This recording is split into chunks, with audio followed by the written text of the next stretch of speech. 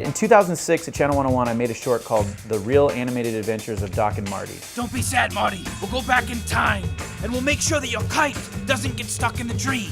All right, Doc, that sounds great. I had fallen in love throughout the course of making that cartoon with the voices of the two characters. I kept using those voices and things. You know what she said to me? Oh, Reggie, what'd she say, man? Tell her what she said. Mitchell, I'm trying to do science in the basement, Mitchell. Harmon calls me and he's like, hey, Adult Swim is asking me about an animated project. Do you have anything? Like, do you have any ideas? I'm like, well, what about those characters? I think we got as far as an animatic, and the animatic went over to Cartoon Network, and the thoughts coming back were, this is great in this way and that way and that way, and by the way, I think we should cast Morty. I don't think Justin should do both voices. I just felt, wow, I don't like Morty.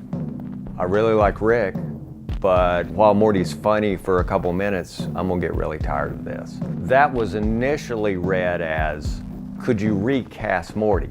And I was like, fuck, okay. Because like I knew for me a big part of the show was like riffing back and forth with the character, doing both characters. So Justin was terrified. I know Justin was freaked out. Harmon gave me really good advice. He's like, let's just see this through and let's see what happens. We auditioned just 1 billion people. I remember we submitted our top 3 and Lazo didn't like any of them. He was like, these are all just as bad. And we were like, okay, we got to get on the phone with Lazo. I dreaded that phone call because I was like, man, now I'm thinking this is it because like everything's gonna fall apart. Mike Lazo's on the phone and I haven't worked with him that much, and he gets to the meat of it, which is like, it's not the voice, it's the fact that the character is such a punching bag. I made a dinosaur! You made a dinosaur! Oh, I made a dinosaur! Oh, Morty! What did you think was gonna happen, Morty? That thing makes dinosaurs when you touch it, Morty! I made a dinosaur! He was designed to be a stupid machine so that Rick could cuss at him. That's okay for 5 minutes,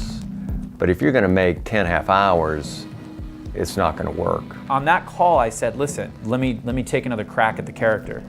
And he's like, that's fine, go for it. I started workshopping scenes. Harmon wrote me an email with like all these little paragraphs. So all of these scenes need to illustrate him standing up to Rick, because that never happened in the original pilot script, not once. And one of them was they're in a flying car and Rick is drunk and he's gonna destroy the world with a neutron bomb. She's probably nothing but trouble anyways. Arming neutrino bomb. That's it, Rick! I'm taking the wheel! Get off of me, Morty! I'm taking charge of this situation, buddy! What's gotten into you? You love her so much, what are you stand around like some sort of dumb...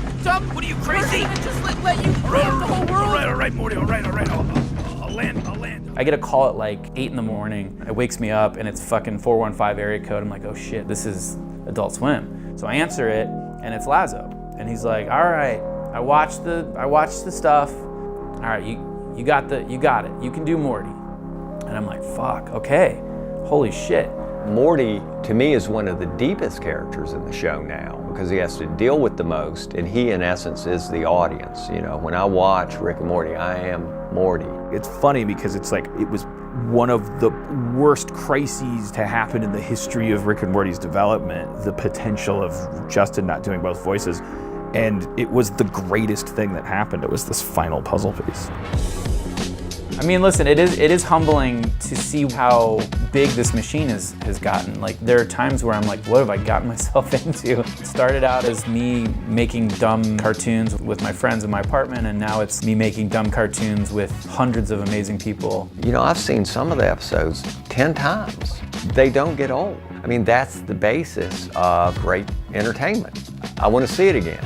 I mean, it really is cool to think back about how it all began. The best thing about it is that it proves a certain religion right, which is be yourself, work with your friends, don't tell jokes that don't make you laugh, don't tell stories that don't make you cry, and everything else is going to come out in the wash.